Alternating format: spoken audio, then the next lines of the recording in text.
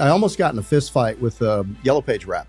If you suck or if you have enough black eyes, you tarnish your reputation and you're only in this one vertical, it's game over. The first pivot that people make drastically is immediately precedes the second pivot when they go out of business. So when you look at the Yellow Pages, they had to pivot online, and they're not going to go whole hog into the online strategy because they don't want to cannibalize their existing business any faster than they have to. Hey everybody, welcome to the HomeFront. I'm Jeff Dudan. And if you grew up in a town of 313 people on a farm, detasseling corn and baling hay, have been a wrestler, soccer player, a professional bull rider, and an IndyCar driver, if you started a business only to have two homes foreclosed upon and cars repossessed, and if you persevered through all of that, and along with your wife, Anna, built an industry-leading marketing agency with over 180 employees, did a deal, and joined the ranks of the ultra-wealthy, your name can only possibly be the one, the only, Chris Yano. Welcome. That was a heck of an intro, man. Of all the intros I've ever had, that's right up there. Ah, good. Well, I take a little artistic license with it. Although before we get going, I want to help you out here. And I'm not a marketing genius or a branding expert or anything like that. But I did notice that on your website, you spelled RYNO wrong. So you might want to talk to people about that. It was just about attention to detail, right? We wanted to see who's paying attention. Yeah. It's not like my last name is Yano, Y-A-N-O. When we were trying to think of creative names for the business, we kind of knew we wanted a mascot in the business. And we went with RYNO, and I thought, well, it's boring to spell it R-H-I-N-O. So why don't we just use part of our last name and make it R-Y-N-O, so it's close to our last name. And that's really the thought that went into it, Jeff, was, hey, RYNO's a cool animal.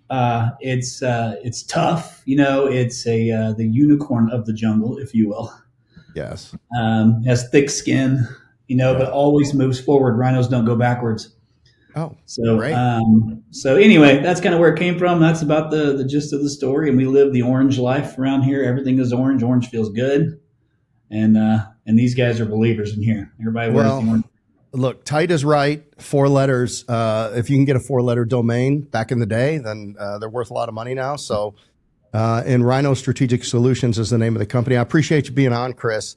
And incredible background. I just gave a couple of highlights, but maybe that's where we start. And your journey is such a great testimony to business ownership, because failure is part of all of our journeys. And any successful person, by sheer number, probably has more failures in their past than the 1 or 2 or 3 things that actually were home runs. If you look at a private equity portfolio, if they get 3 home runs, 2 or 3 home runs, they get 1 loser, and then everything else pushes. That's a pretty successful portfolio. So I think there's a story of persistence in your history and in your journey, and we'd love to hear a little bit about it. Yeah, I mean, honestly, you crammed a lot of my entire life. Like, I was having flashbacks as you're going through it. Sorry, you need a minute? And I mean, honestly, it kind of gave me goosebumps a little bit. I was just having a conversation yesterday with my buddy, Chad Peterman, who you got to meet, also my business partner. And we're just kind of talking about our come up and how different we even though we come from the same state, we grew up completely different in both successful businesses, 2 different paths. But yeah, I mean, I think that the conversation we had was pretty much what's driven me my entire life. Is that I kind of lived this life wearing blinders, like for better or for worse, and I don't see all the things that can go wrong. I only see what I believe can go right, and I leave the worrying for somebody else. So I've always pretty much just bet on myself. And as you're talking through it, if you think about the things I've done, wrestling, team sport, but you're very much an individual on the mat. Soccer is a team sport, right? So, but bull riding, it's just you and the bull. Race car driving, it's you and the car. Yes, you have your pit crew, but these are a lot of things that rely on me betting on me, and I know the effort I was willing to put in. And the problem is I didn't have business sense, right? So I was willing to do all the things. And so you talked about it still kind of stinks to hear somebody talk about foreclosures and repossessions. Like there's the pride part, but it's so much a part of the journey. Like they taught me some really good lessons and it really sucked in the moment. But it was setting me up for the success that I have today. It was just part of the journey, and I'm grateful that I went through all those things and had to feel those feelings. And when you say it, I felt it again, and I'll never have that feeling again. When I was building the business, I mean, when I bought out my last partner in 2004, I was $4 million in debt. And I bought a shell of a franchise company with no franchisees. There was some real estate. There was a real estate holding company tied up in that had some property. So I'm like, okay, we've got some assets in there. We had a couple $1 million in receivables that were being heavily contested by insurance companies. And I had about $1 million or $1.5 million in payables.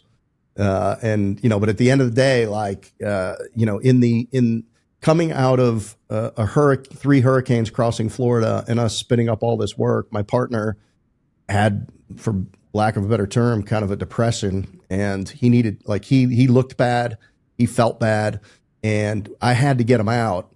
And he was interesting. We hired an advisor to negotiate with us, and he said, I've never been part of a negotiation where the buyer was trying to give the seller more and the seller was saying, no, it's not worth that much. I mean, we loved each other, and which tells you what kind of a negotiator I'm not, but, so don't use that against me in our future dealings. But I mean, at the end of the day, I always, when I was building the business, I would go to a certain level, and what I really wanted to protect was my home where my kids were. I mean, we had a little 5-acre mini farm. And I always knew I started with less than zero. So I knew that I could always go back, and we were in our house, right? I built it. We bought the land. That was one of the things that I said, I'll go as far into debt as I can, but if I have to have assets to cover it so that I can get to zero and whatever. And, you went past that. I mean, and, somebody, putting the padlocks on the home, and I can't even imagine how difficult that must have been for you. Now, you grew up in Indiana. That's right. I'm a Hoosier. You're a Hoosier. Grew up on a huge farm. And, how does somebody growing up there, other than maybe David Letterman, come from that town and then find themselves putting on an event like RYNO X that you were very kind and generous to invite me to as a guest, with 50 of the top hundreds of millions of dollar companies. I mean, just like the average company had to be $150 million in the room. We had Vanilla Ice. We had who else was? I mean, it was a party for 50. Yeah, I mean, Kenny. It was one of the greatest parties I've been to in terms of a very small setting. And, pretty high flying, man. What do you think it was for you that helped you get out of your, where you grew up and end up where you are today? Yeah, I think that one, thanks for the kind words on the event. You can tell how much I'm trying to explain it to you versus you experiencing it. You see why it's difficult. It is different, and we've all been to a bunch of events. But it is kind of cool to hear you say, I mean, we had, of the 50 people, we had over $2 billion worth of revenue sitting in that room. Mm-hmm. That's a pretty good group to be in. Mm-hmm.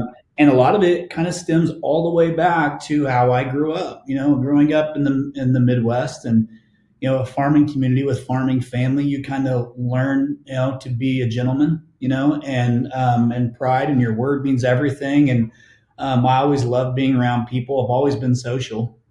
One of the gifts I was given was, I'm an extrovert, but I legit care about human beings. Like I'm the dude that, like, if you were telling me a story and you started getting teary eyed because you were proud of something, it would make me teary eyed because I'm proud that you're proud, type of a guy, and maybe it's because I grew up with, sisters, and my mom raised me, or, and I've got girls, now, and one son, and like, it's just that I always cared about people, and I always loved to be the party. So especially when I got to college, I was a better partier than a better student.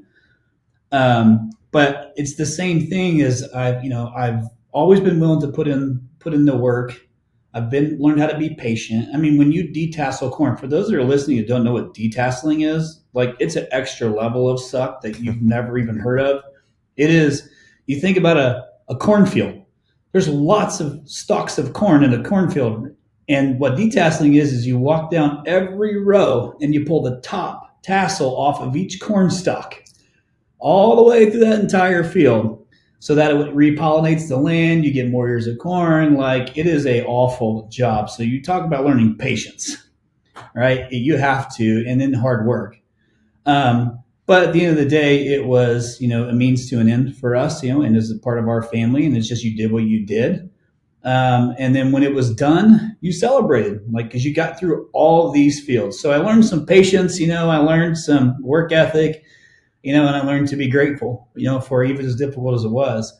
But you heard me say this, Jeff, when I was presenting, is I believe the gift that I've been giving is connecting people.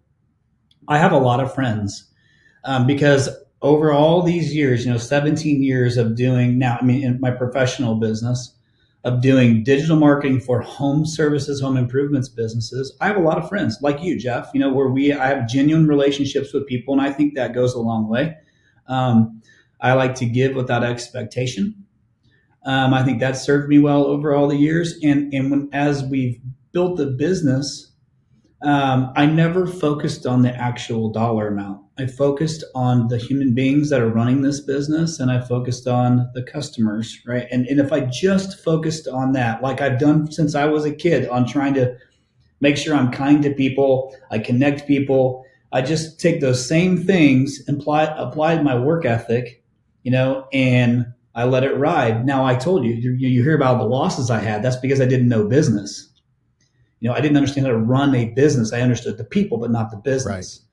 So I learned that hard lesson. But then once I figured that out and I could still piece both of them together, that's the gift I was given. And along the way, I built a really great business with some really great people. We're very similar in that regard. And the world is coming back to us, because it used to be send your kids to college to code, send them to do computer programming, send them to do computer science and all of that.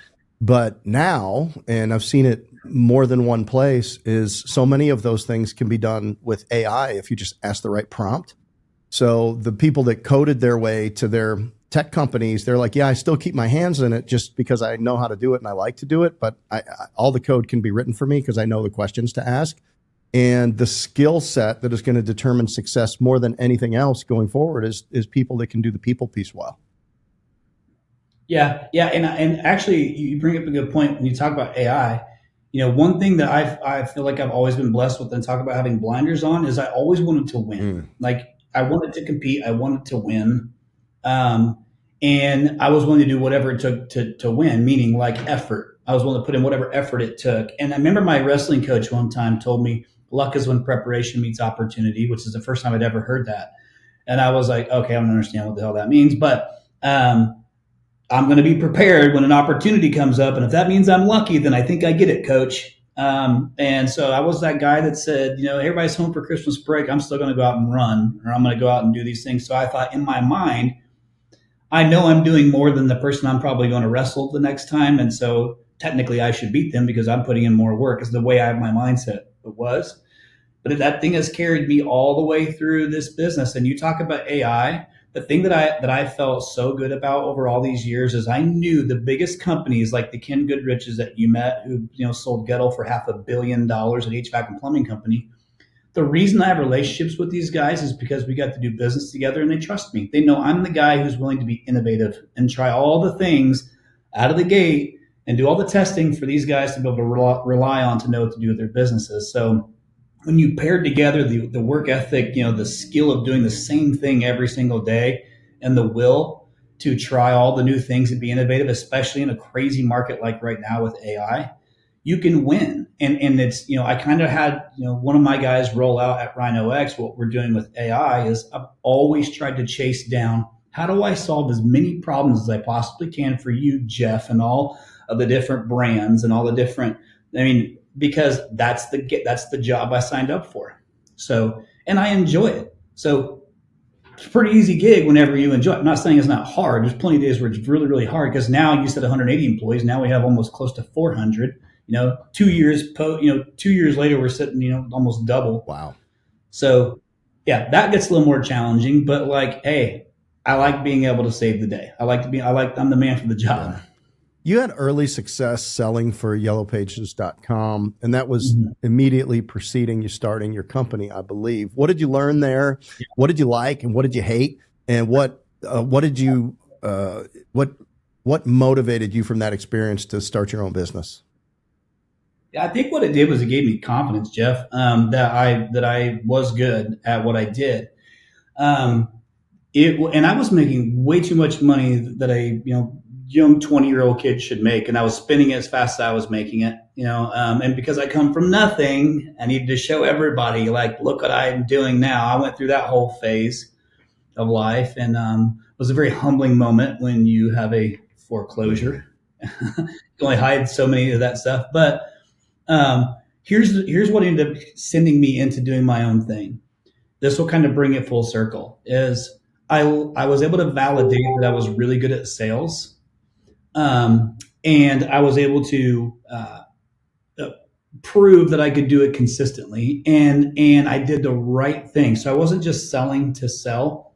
I learned how to listen. I learned how to listen to understand versus listen to respond, which was very important. I learned the businesses I was working with. When I was selling Yellow Page stuff, I really focused on home services because it's blue collar and it was easy for me, and I could relate. And I also learned that what I was selling at one point in time, the corporation was no longer delivering what I was selling, right? So there's no results, and that does not feel good, especially because I'm the face of that to the customer, right. And I have to look at them and so that never felt good. And once it became an issue, I told my wife, Anna, which now that you've met her and talked to her, you understand why I went this route. I said, we can do this, and we trust ourselves, right? I know how to sell it. We can figure out the build it part, and let's just go do our own thing. Like, maybe I'm being naive, but there's the blinders. Yeah. Right. But I could trust myself. So if I'm going to go and sell this, I can do it. So the good that came from it was it really gave me all the confidence to know, I can go and sell this, which is half the battle sometimes, is just figuring out how to go and sell it. But execution, that's a whole other game. And thank God my wife, is very strong in all the things that I'm bad at, so we complement one another. Yeah. Yellowpages.com was a pivot, like Reach Local and all of these other ones because we used to, when I was started in business, we were investing in the Yellow Pages, and then here comes the internet, and I almost got in a fist fight with a Yellow Page rep. He was so upset, and part of it had to do was I figured out a way to get attribution to the $400,000 in Yellow Page double trucks that we were running in 2 markets, and he was getting 20% commission on that, and it was probably a third of his income. And I showed him the attribution, and he's like, yeah, but you're getting $400,000 in business. I said, yeah, but that we're only going to profit X% on that. I said, if I cancel your account right now, I can send all my kids through college with what I save from giving you this money in just 1 year. And, he brought his bosses were in for the meeting because he didn't want to lose this account, and he thought he was going to talk us into it. I'm like, no, dude, we've attributed this. And, people weren't, there was reasons for that. But then, here's my experience with pivots, right? The first pivot that people make drastically is immediately precedes the second pivot when they go out of business. So when you look at the Yellow Pages, they had to pivot online, and they're not going to go whole hog into the online strategy because they don't want to cannibalize their existing business any faster than they have to. So now they're going to get disrupted, and, with search, and did they, right? So I think you can buy yellowpage.com for 8 cents right now if you want it, but I'm sure it's still out there. Am I going to get sued for that? We'll bleep that out. But anyway, I'm sure they're doing wonderfully. But, there's that pivot there, and people that are willing to no matter what your sunk cost is, when technology is moving as it does, technology is like a lazy river, right? Like sometimes it rushes for a year or two, and then it kind of settles out and it kind of meanders along for a little bit and it lets everybody catch up. And then next thing you know, it rushes forward again, and everybody's got to move and everybody's got to adapt, or you get lost behind. So that, I really like that part of your story, because at the end of the day, a lot of those companies that were similar to that, I felt like they would take your money, they would give you leads for a little bit, and then they would take the next person's money and give you leads. And at the end of the day, like clockwork, after some certain number of months, it would just stop working and there was nothing you could do to get it moving again. So they were literally taking money off of small business owners and running some sort of a, big deer through the belly of the snake thing, and paying for, when you get started with the people that had paid recently. And it was just kind of I hate to say the word Ponzi scheme, but like that was my experience with it over, trying to figure out over 4 or 5 years. Well, you bring up a good point. The transition from print to online is I went into print and I didn't like selling print yellow pages, and I didn't love it. It taught me a lot about a lot of different businesses, but I didn't love it because there's an analytical part to my brain that I do love. And perfect example, what makes a good wrestler is they think through 3 moves, right? Like you have some chain wrestling thought process, and that's how you win matches. You watch your opponents and you see what they do, and you adjust your strategy to learn how to wrestle against them. When you're in racing, it's all about data analysis. How can I go, a tenth faster? Do I brake later into this turn? Can I roll off roll on the throttle faster in the middle of the turn in turn 4? It's all data analysis to learn how to go faster. Bull riding. You wouldn't think there's analytics in bull riding. There's a ton of analytics in bull riding. You study the bulls and the bulls' patterns, kind of like wrestling. And that way you learned, okay, as soon as the gate opens, is it going to spin to the right? If it does, I know I'm going to shift to my right butt cheek. I'm going to reach back behind me and it's going to spin, and I should be able to stay on board. And so there's a lot of data. In the phone books, I always struggled with add the colors. The double and triple trucks were insane pricing. And you could throw call tracking numbers in there, but the tracking wasn't nowhere near what we've got today. But as soon as they introduced online and you could track all the data, that's when I got really comfortable with it, because I could believe it. And if I could believe it, then I could go back to my customer and say, oh, well, you had 72 phone calls, what came from it? At least I had something that I felt was legit that I could go back to it and feel good about. So I learned search engine optimization, SEO, in 2004, which is like forever ago. And we started learning paid ads and all this stuff early on, but everything I did was lead attribution. And then when Ann and I started the business, the missing piece was, hey, we had 72 phone calls. Well, I know not all those were new customers. So we said, let's just start listening to every single phone call for our customers, because they're not listening to them. And let's figure out, of those 72 calls, how many were legit new customers, what was the lead quality, and did they book it, and did they sell it? If I can figure out that model, I can justify either doing more or, hey, you got a booking problem. So I'm talking like way back in 2010, we're doing this, to whereas today I can do that, using AI real time. I can do it real time to catch those things. So I can capture it from as soon as somebody clicks, the entire sales process all the way through booking. And if you have the right CRM, I could even track the close, the revenue attached to it, so we know cost per acquisition. Like real time, boom. That's the game. I love to be able to apply data to it, because it keeps us all honest. Yeah. What we did was I had a call center, and when we were going through this transition, and we just made sure that we were diligent about going back and back and back and saying, yeah, I understand you got our number from the yellow pages, but who told you to go to the yellow pages? Oh, it was my plumber. Okay. So that's not a yellow page lead. That's a plumber lead. Okay. Oh, it was my realtor. Oh, I've used you guys before. I'm a repeat customer. So everybody just defaults and says yellow pages because they're lazy. But when I actually went and I just had them go back and back and back again to just attribute out this, $4 million or $5 million of business, man, it wasn't there. And I was like, because I was trying to make that hard decision. We were paying $13,000 a month for a double truck. I mean, that's for water damage, right? And you're stacked up with 4 others.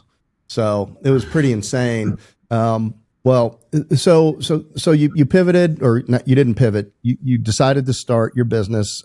It was originally called Brickyard, because you started in Indianapolis, or you started in Indiana, and it was local familiarity to that. Ultimately, you rebranded to RYNO. But how did you get into this home service space and become such an expert in home services that you have today?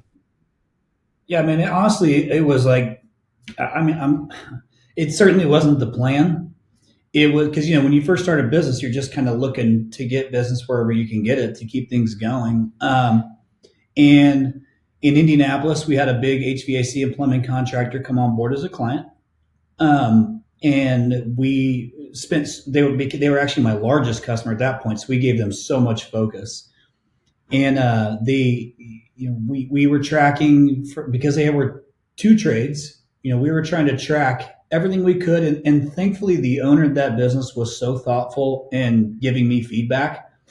And it was every other week we would meet and go over leads, which is a lot of accountability.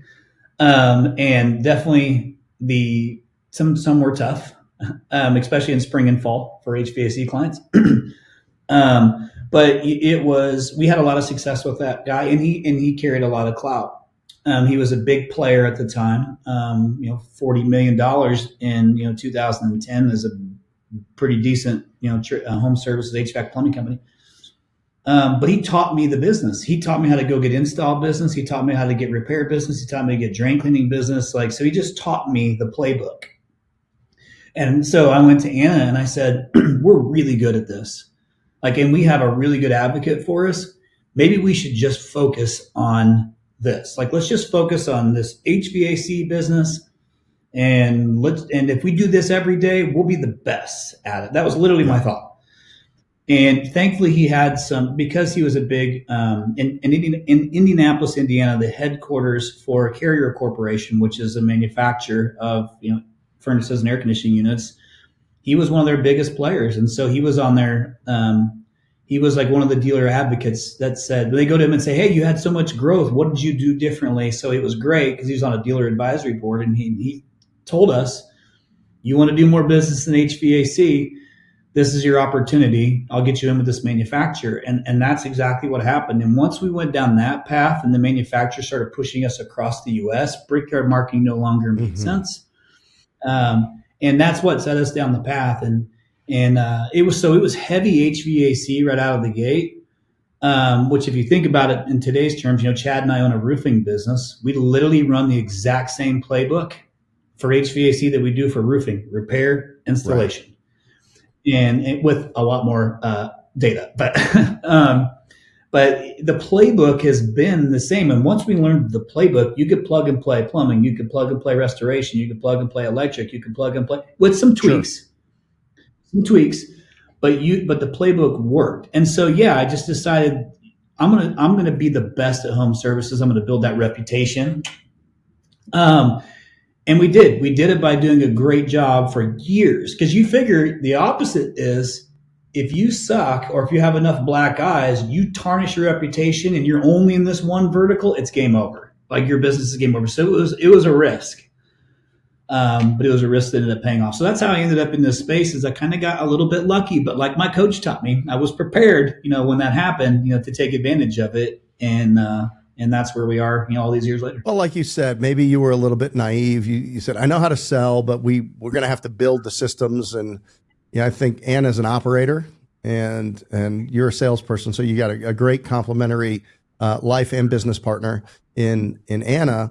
But, I've always said, people ask, did you ever think that you would get to where you've gotten to? And I just tell them I was too stupid to fail. One of the problems with the internet is that you can look anything up and it will tell you all the reasons why you can't do it. It'll tell you how much competition there is. And you're doing your research at the same time, but at some point you got to start and you might end up doing something slightly different than you originally thought, but you just have to have the courage to start. And nothing happens until you take an action. And, based on limited experience, limited resources, it's probably not going to be exactly the right action, but it's an action nonetheless. And now now you're swimming, right? You're in the deep end of the pool and you're swimming, and sometimes you go under for a couple of seconds here and there along the way, but you jump and then you throw the parachute. 100%. Yeah. I mean, like, and I think part of one of the challenges I see, and I see it in my kids and I see it in other kids. I mean, there's a couple of things. Well, number one, when it's my equivalent to your 6 a.m. starting walking behind a hay baler, knowing that you're going to go till dark. It's like I have 14 hours of throwing hay bales in front of me, right? Maybe with a mayonnaise and tomato sandwich for lunch, and but that's it, right? It's like you don't have a Walkman, you don't have an iPad, you don't have AirPods in, like. So like my thing was I did concrete, right? So I would go into a basement at 6 a.m. and at 6:15 here would come the concrete chute, and they would put a pile of concrete, 20 feet wide, 4 feet high, and you'd have to shovel it to every corner of that basement and dig a sump pit. And then you go out and you pour the garage, and then you go down the sidewalk and you're breaking the forms and you're forming for the next day, and you keep moving down the neighborhood, and it's all day long. None of it's easy. Nobody's thanking you. And so, when you grow up having jobs like that, it's not that big of a deal to say, well, I know this is going to take 12, 14 hours a day, but I'm willing to do it. Yeah. And then the other thing is, kids growing up in structured environments. I don't know what your philosophies on raising your kids are and your family, but the structure that kids have today doesn't necessarily always lend itself to risk. And they may or may not, they're going to try to figure it all out. And right, there's a lot of them are smart, right? And they're good at finding shortcuts to make money, particularly online. But, I don't know that there's a lot of these young people are starting some of these trades businesses that are going to be wildly successful. I mean, as we go forward, I mean, the opportunity in home and property services, B2B, B2C services right now. I mean, I see it so clearly. The supply and demand curve is in our favor. Less young people are doing this now. We're going to have 150 million more people in this country probably by 2050. That's about an average estimate. Some are a little higher, some are a little lower. But we have a housing shortage. Houses don't last as long as they used to. Like, you just go right down. I like to say that you'll never find a HomeFront brands nestled comfortably between a Blockbuster Video and a Curves Fitness franchise, because there's no obsolescence with property services. So if you're willing to put your nose to the grindstone and you put your shoulder to it, you can build a great business over time. And that's where people come to people like you and say, okay, Chris, how do we get people to our front door? And, today the front door of a business is your website. And then you gotta welcome them in. You gotta have a conversation in the foyer.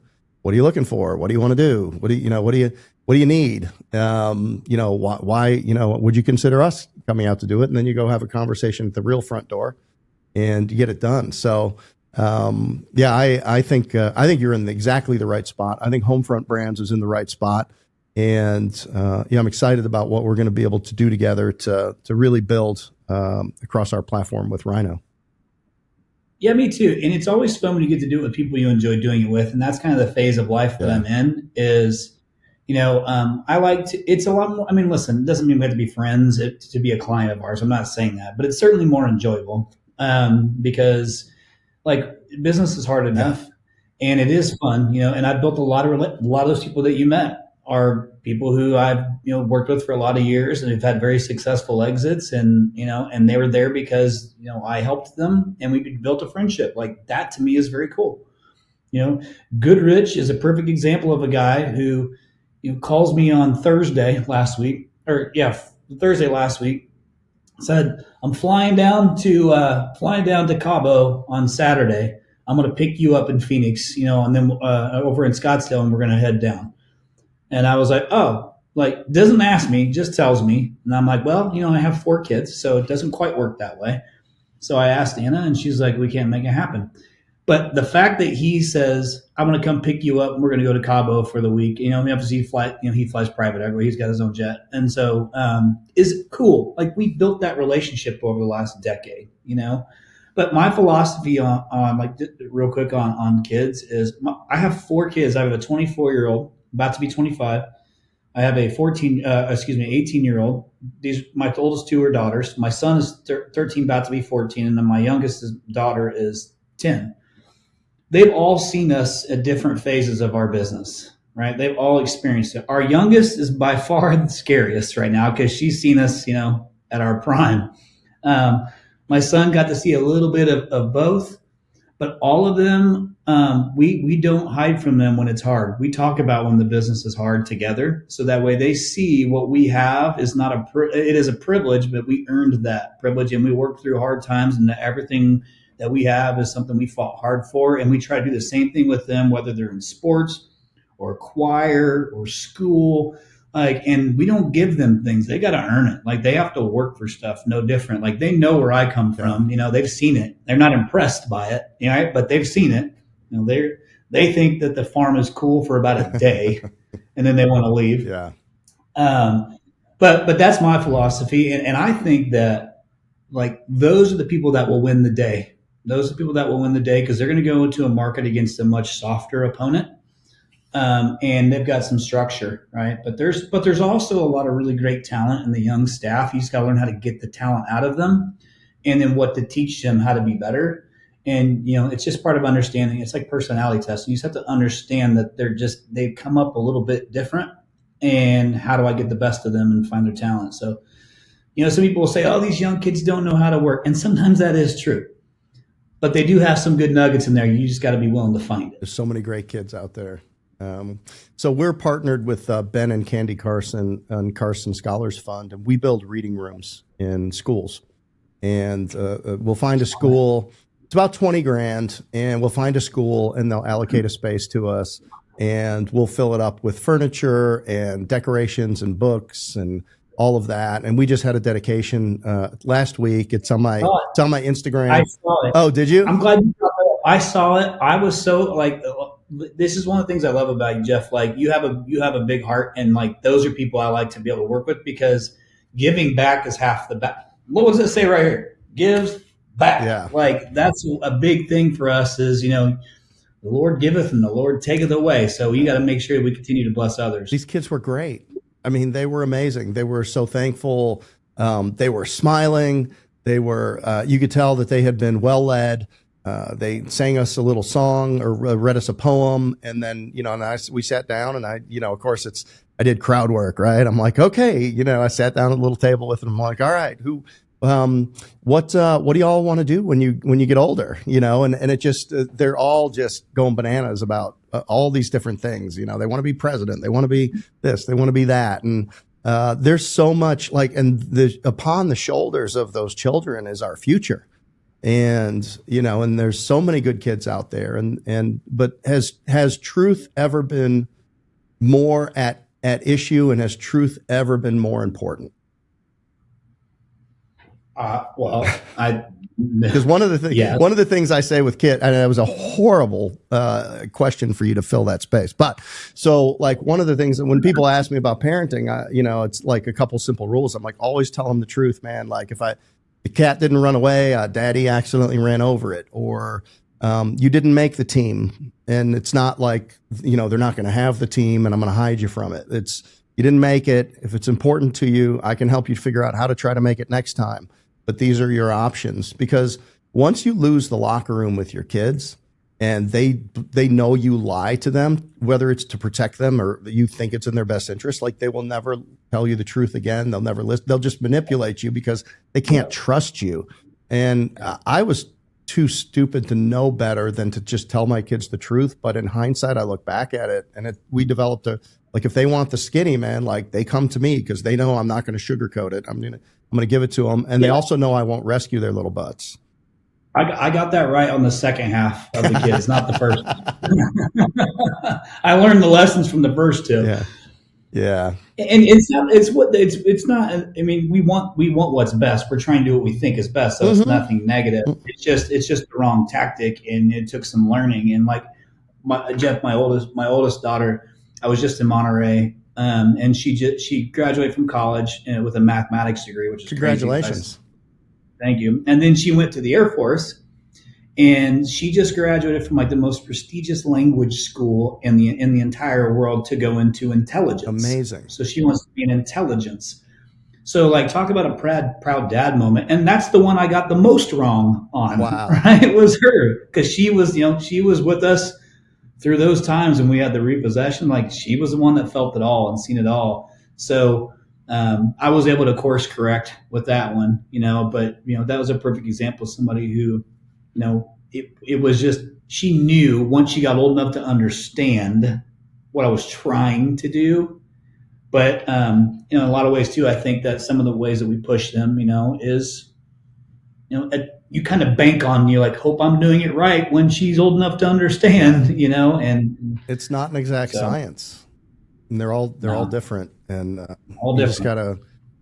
You gotta know what your values are. You gotta know how you make important decisions. We have a set of family values, man. It's been up on the and you would be surprised how the things that you say come back to you some years later when you didn't even know that they were listening.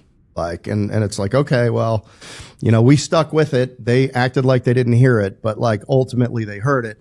And then it's your actions.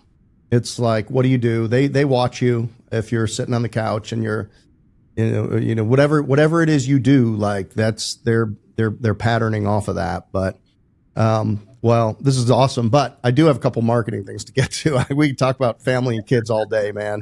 I really could, but I do have a couple of marketing things I had written down.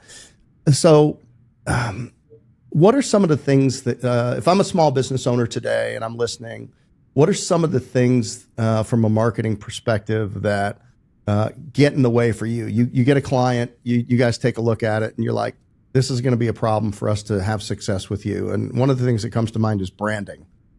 Can good direct response marketing overcome bad branding? I think having a good brand is always a great foundation, because it ultimately makes the overall success better, because it drops, you obviously the lowest lead you can get is a branded lead, right? Because you built brand reputation, but a lot of businesses aren't in that position, which is why some people also go the franchise route, right? Because now you have brand and you have a playbook. But can you run a perfect example is I have a garage door guy reached out to me who's greenfielding. He started from scratch in a few markets, and we have no brand, right? So I have to run a lead generation campaign. This is where a company like mine, who has the skill, doesn't have to guess on what ads to run, can maximize the opportunity. So you can, but what I would caution for anybody who's new or small is there's a layer of accountability that you, the owner, are responsible for too. And it's not, the worst thing you can do is always blame your marketing company if you don't know for a fact that it's your marketing company. Massive mistake that a lot of companies make. And it comes down to a lack of knowledge or pride. Which I understand both. But if you just track everything, and by the way, even if you're a small company, you can afford a call tracking number. Okay. You can afford a call tracking number. They're super cheap. And that way you at least have every call that came through that, internet marketing campaign, if you ran that, or social media campaign. And if you have that, that's step one. All right. This is the accountability piece. And you will be able to determine from that what was actually a legit new customer that came in. Whether you sold it or not is not the marketing's deal, right? That's on you to sell it. But as long as it's a legit opportunity, then you need to give credit for that. Ultimately, you need to sell it to have cash flow to run the business. But at least if you know, okay, I paid this company $5,000 a month, $1,000 a month, whatever it is, and it produced X in leads for me.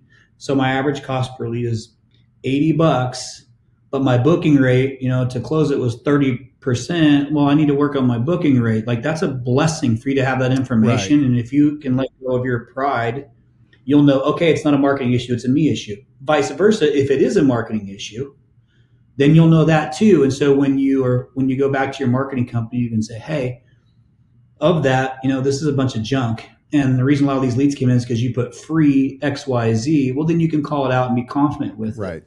So many people, Jeff, make mistakes on assuming and not taking accountability themselves that I've seen these things go south and they jump from vendor to vendor to vendor to vendor. It's the same, it's, what is that, the definition of insanity? Right. It's the same cycle. So the simplest thing, if nothing else, give an hour every other week, 30 minutes every other week to legit check that tracking information, see what legit came through that. And if you have a good marketing company, like I'm going to brag on RYNO, what I've learned, Jeff, all these years is it's just easier to do it for them. If I just do it for them, then they don't have an excuse to not look at the information. So if I know exactly all that information I just shared and I did it for them, all they got to do is look at it. They don't even need 30 minutes. They need three minutes to take a look at it. You could probably tell them what it means more than they can. Absolutely. And what to do next.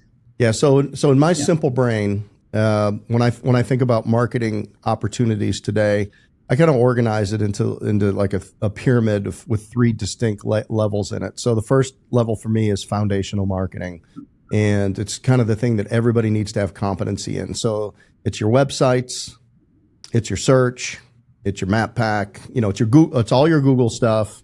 It's any third-party lead generators like Angie's or Thumbtack.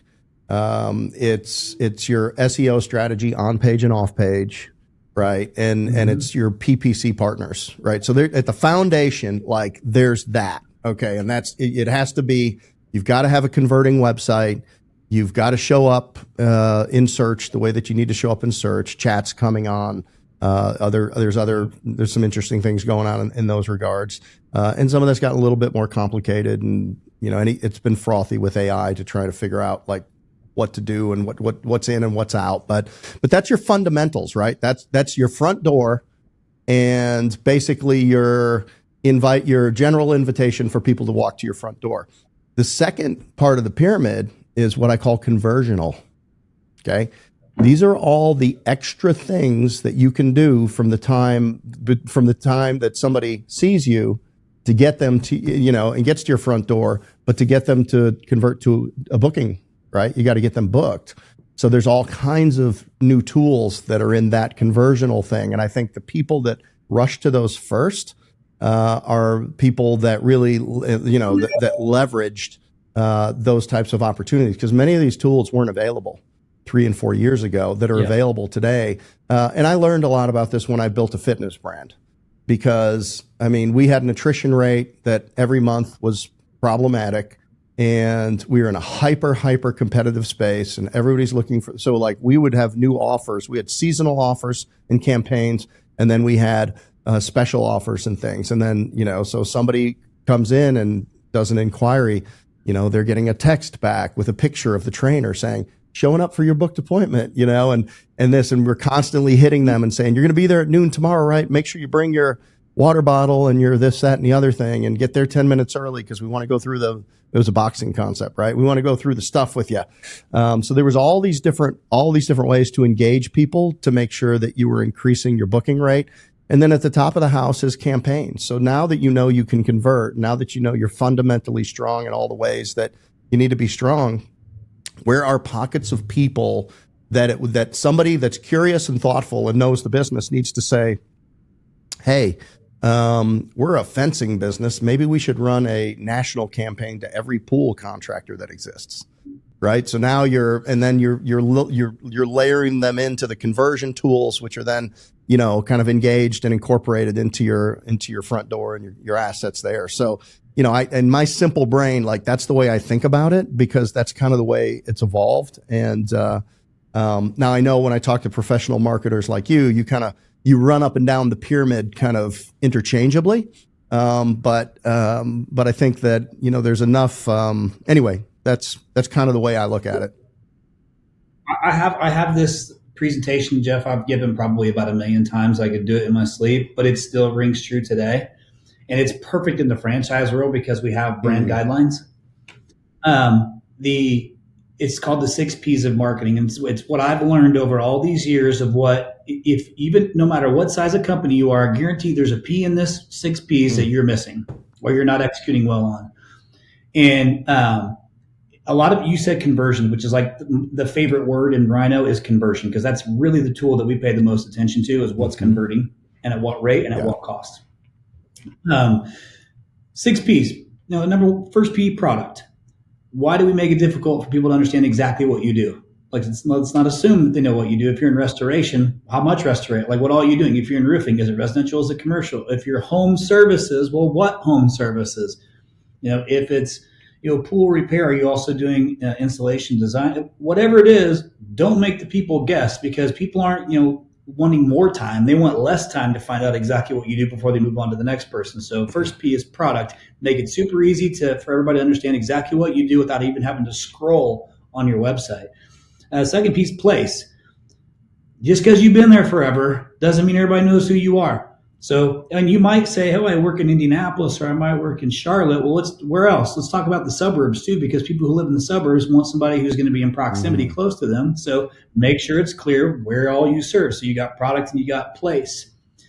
The third one's always controversial, and we don't have time. That's a whole other podcast, Jeff, but it's price. In price is a starting from price is how I love to use it, but you certainly have to have a sales process around it if you're going to feature price on your site, but it's one that works well for some. The fourth is promotion, and promotion doesn't always need to be a financial offer, but think about it. People want you to get there fast and see what they can save. And so if you have some sort of promotion that you can opt financing, if it's a financing promotion, if it's the insurance process that you're handling for, whatever it is, you can have a promotion. And some of it could just be online booking, right? How can I get them to book an appointment fast? So we've got product, place, price, and promotion. We've tackled 4. Those are 4 main P's that usually there's some work that can be done in there. Fifth P is people. Here's what I mean. In my business, and in you've learned some of this too, Jeff, just from being in your business, is we have to be psychologists. That's probably a 7th P I could add now that I think about it. We have to know the people. So meaning I have to understand how the customer receives the information. I need to understand the buying patterns of the consumer. So I have to become a psychologist. I got to understand the human cycles that they're going through to get the clients for our clients. And then I got to understand how my clients receive that information, and then how to tell them what to do with the information. Like, it is a non-stop learning cycle. But once you learn that, just like a good therapist, they know how to work with the right people who have the right issues, those same issues, because they've learned how to walk them through those paths. And the last one is my favorite. Is it pterodactyl? It's not pterodactyl. All right. Just trying to guess. I had to think about that. It is. It is. And this is a perfect example, Jeff. It's personality. Okay. It is not be afraid to give your business a person. Thankfully, the Z's can go out and give their local personality, using the brand guidelines. Like, if you do restoration, if you're doing pool cleaning, if you're doing roofing, if you're doing whatever, there's a lot of people who do the exact same thing as you. So why not give your business people want to be entertained. We're all in the entertainment business, like it or not. Like, we have to get their attention. What better way than to show your personality? So you don't have to be funny. It could also be like you're super involved in the community, like you do your giving back. So those 6 P's, I guarantee you, anybody who's listening to this goes and looks at their own business and just looks at those 6 P's and judges what they're currently doing. I bet you they find some wiggle room in there to do something, and it didn't cost them anything extra than a little sweat equity. Yeah. That's good stuff. I know the first 4 are kind of traditional marketing ones, timeless ones. I learned those in business school, but then, the people and the personality. Look, more and more personal brand matters. I mean, look, we both have a podcast because customers want to know who they're dealing with. Franchisees want to know, like, okay, who am I signing up with? Do I like this person? Like, if somebody gets on here and they don't like me or hate me or they're not aligned with us, I'd rather know that now that, because look, not everybody's right for everybody's tribe. And, I'd rather get a no early and look for the types of people that are going to be up to something, going somewhere, and excited about who we are and what we stand for, and, want to build a reading room in their school, and, want to build a multi-generational business, and want to really compete and win in property services. Like, okay, let's go. That's what we're about. And then the person, like, it's personal brand. Like, you gotta let people know who you are, because at the end of the day, if they don't know you, they can't buy from you. And if they don't like you, they're not gonna. Yeah, that's really good. And you've heard this forever. I've heard this forever. people don't remember what you say; they remember how you made them feel. Yeah. And your personality can be that way. Now, I'm not saying go out and be someone you're not. I'm not saying that, because if you're not genuine about it, I think that comes across too. But if you're somebody who likes doing community service, or something like that, and you're afraid, I don't want to post it because it's bragging. It's not bragging. What you're doing is you're being able to show and feature these other companies, these other, nonprofits that need help, and you went and helped them, and you're proud of that. And that's okay. I've done that for years. We've done a community service day every month for the last 15 years, 16 years. And we post it because of what it does for that person that we're serving, that company that we're serving. Man, that's what I tell friends. You got to get over it. Sorry, whatever face you got, that's what you're going with. Yep. Radio might be better for you, but we don't have to worry about that, Chris. Not us. No, not us. Look, so quick, do you have a rule of thumb for awareness type activities like the community service thing you just talked about, and then like direct response? I mean, on one hand, the longer you're in business, the higher percentage of your business is going to come from referrals if you do a good job, especially in HVAC with memberships and things like that. You're looking to capture customers that you don't have to buy again. And then, but there's this aspect of saying, doing the community service stuff, doing branding and promotion type things. But should you just spend all of those dollars on pay-per-click? What's your rule of thumb there? Yeah, the answer is no. To which of the four questions? But here's to the just spending money on pay-per-click. Here's my thought on community service in particular. You get to go and do what you love to do, give back. I do anyway. I guess I'll speak for myself. And then I asked them, hey, can I get I'm going to write a beautiful article, promote you guys, and then I would love it if you could give us a link back from your website. Because if it's a .org, a .edu, a .gov, those are really powerful backlinks that you can get coming back to your own website, which helps your ranking.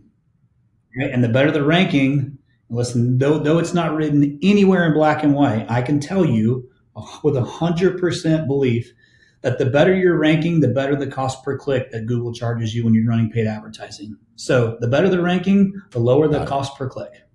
So, works together. It works together. It's not black and white, Jeff, but I'm telling you, I know, I've seen it. 100% that's the way it is. Same thing with your local service badge and your Google business profile. So ask for that, and they'll give it to you. You're going and serving with them. And if you write the article for them, or even have somebody ghostwrite it for you that costs you $50, it's worth it just to get that link back because of the value of it, and helps your website rank better in your local community. That's a win, and you're doing good for getting it. So it's not. Don't be afraid to ask. A reading room that we built, we posted that on all of our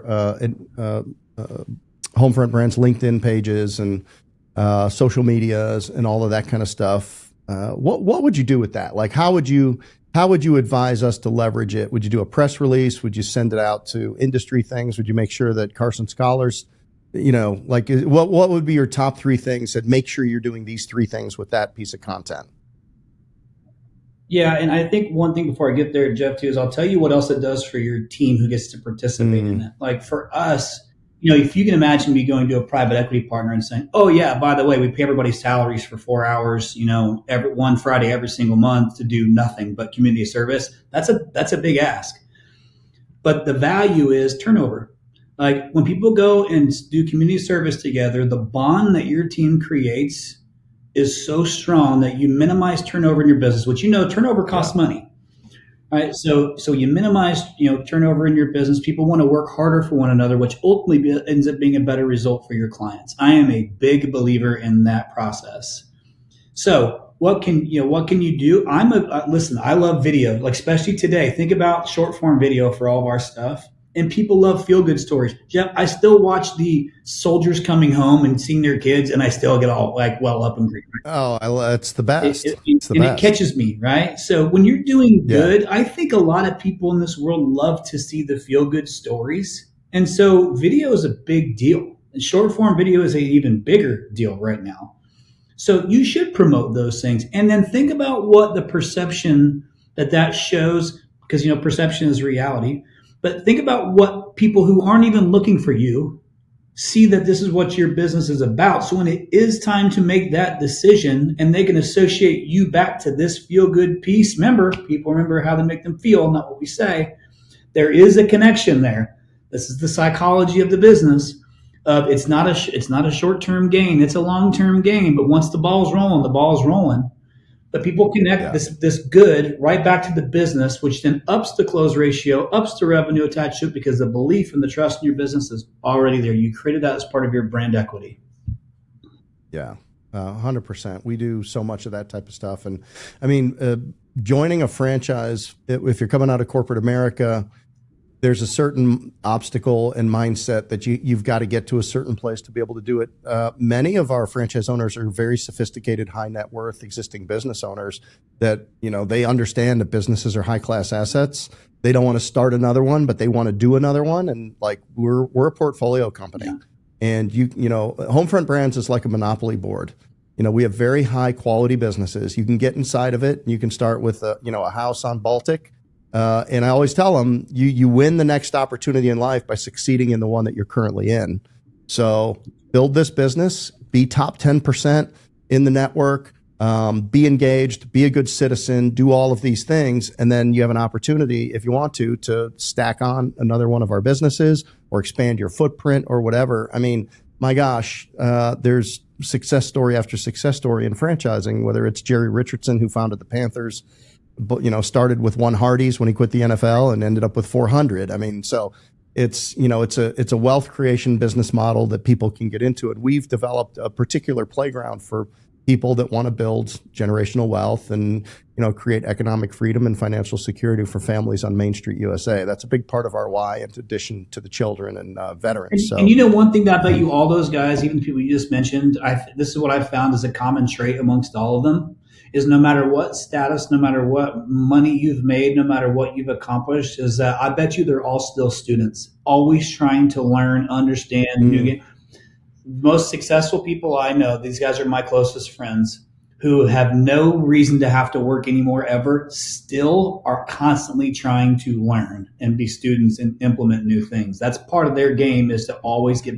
Jeff, I called you or texted you because I was trying to figure out a model that could work for me to buy another roofing company in a different location, because I'm like, well, he's got the franchise game figured out. I feel like this could be close to it, whether I'm right or wrong. But I feel like I fall in that bucket where I'm constantly curious of what else can I do.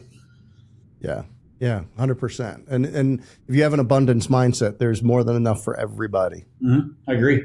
Yeah, more than enough. I got one little question, and then I've got a curveball and a fastball for you. Let's go. You bat right or left? I'm ambidextrous, man. I can go both. I'm switching. All right. Well, I'll throw you the curveball from the left side of the plate and the fastball from the right. But I do have a question. Any little? Do you have any visibility or just quick opinions, without giving away anything that you think would be proprietary or confidential, but on search? Like I've been hearing incredible things about search, chat becoming a bigger search engine, AI content, non-AI content. I mean, Grok, people using Reddit to create some SEO stuff. I mean, there's lots of micro strategies out there, and then there's some big movements. Are we ever going to get out from underneath the thumb of just being, I feel powerless in a way to search, because we're playing a game that it is not by our own definition, and all they have to do is break it, and then we all start throwing money at it. Welcome. Even Facebook, right? Welcome to my everyday is chasing on this hamster wheel, trying to figure things out. I think you mentioned Reddit. I think Reddit is great. More people are using it. I think you see how Alexa has grown. People are using Alexa. Chat GPT, like we ended up just bringing somebody in-house here whose only job was to figure out how to utilize AI, not to replace, to enhance. So if an agency uses AI to replace, companies like mine will smash them because we use them to enhance. How can I do more with more tools to move faster for my clients, right? Because it's not a replacement tool. But you think about, I use ChatGPT a lot a lot more than even like sometimes even Google right now. But if you go on and Google best home services digital marketing companies, guarantee you I know what number one is. And did I do work to make sure that RYNO came up number one? You bet your butt I did. Right. Because that's part of the game, is figuring out on behalf of our clients. If I can win that game too, that's the game of SEO. It's not like you get a set number of boxes and you check them all. Like, you have to just keep thinking, what are the boxes that don't exist that I need to go after to try and max the opportunity? There's no shortcuts in search engine optimization. None. Right. There's 40 people on my team, 42 people on my SEO team. And they're busy. So yeah, I mean, as many places as you can get your name, the better, especially today, because it is starting to spread out. The thought around like Google Ads, which is always, I think, typically the thorn in most people's side, because, we do feel handcuffed to spend money there. I will say the sleeper is Bing. It's not as much volume, but the sleeper is Bing. We've started focusing more attention on it because we're seeing some nice nuggets there. I think that kind of goes back to Microsoft sales, right? So, if you have some of these computers where Safari is the browser that's on that computer and Bing is the main search engine, there's some people that just leave Bing and then they search on Bing. So Google's still by far the most dominant player, and that's where having a good company who knows the fifth P, the people, is important, because we know how to go and attract those customers and not have to spend a fortune for it.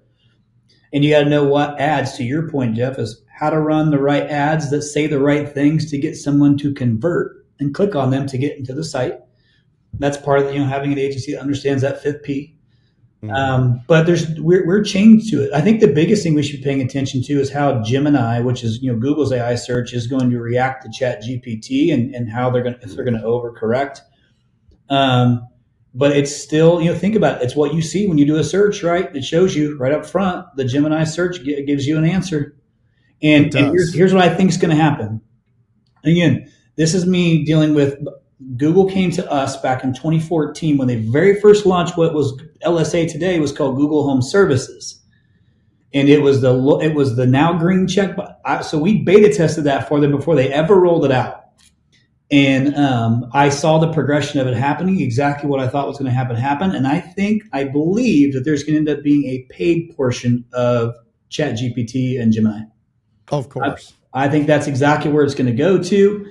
And then we're going to see more happen. But those two right now have the share. And so that's the stuff I like to chase down, man. Like that's the stuff I like to pay attention to. And this is when it's a blessing, because I don't have to worry about all these other industries I'm not involved in. I just got to worry about my home services, home improvements world, and focus on what's next. I had a dream the other night that Grok ended up the winner in search, and he gave it to us for free. That was a dream. That's a good dream, but that's a dream. Wouldn't that be nice? That would be amazing. That's a dream. Well, all right.